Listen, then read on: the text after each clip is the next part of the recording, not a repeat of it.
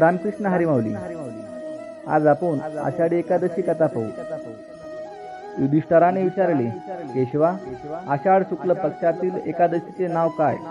त्या दिवशी कोणत्या देवाची पूजा करावी व त्या व्रताचा विधी कसा आहे ते मला सांगा. श्रीकृष्ण म्हणाले, हे पृथ्वीचे पालन करणाऱ्या राजा, जी कथा पूर्वी ब्रह्मदेवाने नारदाला सांगितली तीच आश्चर्यकारक कथा मी तुला सांगतो. नारदाने विचारले, पिता ब्रह्मदेवा, आषाढच्या शुक्ल पक्षातील एकादशीचे नाव काय आहे व तिचे महात्म्य काय आहे ते मला सांगा, कारण मला विष्णूची आराधना करायची आहे. ब्रह्मदेव म्हणाले, कलियुग आवडणाऱ्या व मुनिश्रेष्ठा, तू चांगले विचारले. तू खरोखरच वैष्णव आहेस. त्रिलोक्यामध्ये एकादशी सारखे दुसरे पवित्र व्रत नाही. हे व्रत पुण्यकारक असून ते पापांचा नाश करते व सर्व इच्छा पूर्ण करते. ज्या मनुष्याने जन्माला येऊन हे व्रत केले नाही त्यांना खरोखरच नरकाची इच्छा आहे असे समजावे. आषाढ महिन्यातील शुक्ल एकादशी पद्मा किंवा शैनी या नावाने प्रसिद्ध आहे. ऋषिकेशांच्या प्रीतीकरता या एकादशीचे उत्तम व्रत जरूर करावे. आता मी तुला या एकादशीची पुराणातील कथा सांगतो. ही कथा ऐकल्यानेही महापापांचा नाश होतो. पूर्वी सूर्यवंशामध्ये माधांता नावाचा राजा होता. तो चक्रवर्ती, सत्य प्रतिज्ञ व प्रतापी होता. तो आपल्या प्रजेचे पालन धर्माने व स्वतःच्या औरस पुत्राप्रमाणे करत असे. त्याच्या राज्यात कधीही दुष्काळ पडत नसे व कोणालाही कसल्याच आदी व्याधी नव्हत्या. त्या राज्याच्या कोषागारात अन्यायाने मिळवलेले धन थोडे सुद्धा नव्हते. तो अशा प्रकारे राज्य करीत असताना पुष्कळ वर्षे लोटली. एकदा राजाच्या पूर्वजन्माच्या पापामुळे त्याच्या राज्यात 3 वर्षे पाऊस पडला नाही. त्यामुळे सर्व प्रजाजन वैतागले व भुकेने आर्त झाली. राज्यात धान्य अजिबात नसल्यामुळे देवयज्ञ, पितृयज्ञ, अग्निहोत्रे व वेदाध्ययन सर्व बंद पडले. तेव्हा सर्व प्रजाजन राजाकडे आले आणि म्हणाले, राजा, प्रजेला हिताचे ठरले असे आमचे बोलणे ऐक. पुराणामध्ये पंडितांनी पाण्याला नारा असे म्हटले आहे. तेथे पाण्यातच राहण्याची भगवंताची झर आयन आहे.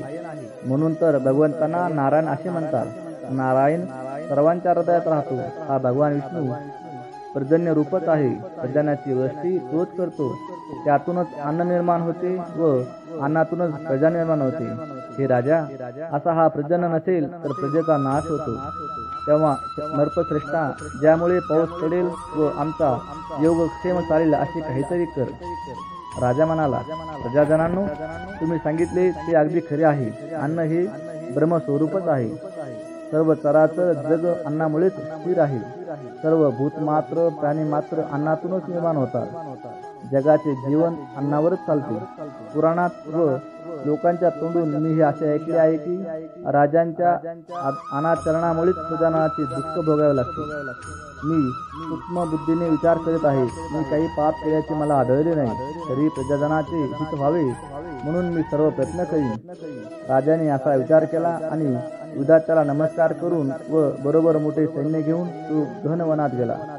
तेथे तप करणाऱ्या श्रेष्ठ मुनींच्या आश्रमांना त्याने भेटी दिल्या. त्यावेळी त्याला ब्रह्मदेवाचा मानसपुत्र असलेला अंगिरा ऋषी दिसला. त्याच्या तेजाने 10 दिशा उजळल्या होत्या. तो जणू दुसरा ब्रह्मदेवच आहे काय असे वाटत होते.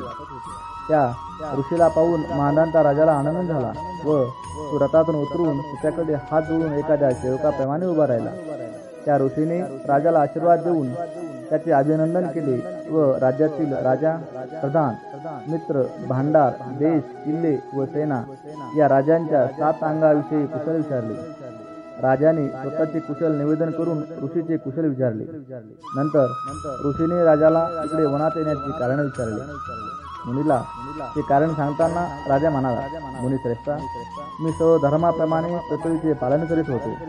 तरीही माझ्या राज्यात अनावृष्टी का व्हावी याचे कारण मला समजत नाही. माझा संशय नाहीसा व्हावा म्हणून मी आपल्या पायाशी आलो आहे. तरी प्रजाजनाचा योगक्षेम चालेल व त्यांचे समाधान होईल असा उपाय सुचवावा.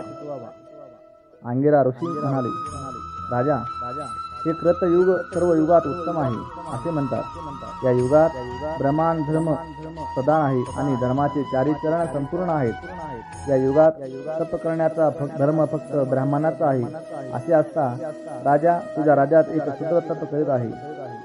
करू नये असे काम त्याने केल्यामुळे तुझ्या राज्यात मेघ वर्षत नाही। तू त्या शूद्राचा वध करण्याचा प्रयत्न कर म्हणजे दोष दूर होईल। राजा म्हणाला, तपश्चर्या करणाऱ्या त्या शूद्राने माझा काहीच अपराध केला नाही। तो निरपराध असताना मी त्याला मारणार नाही।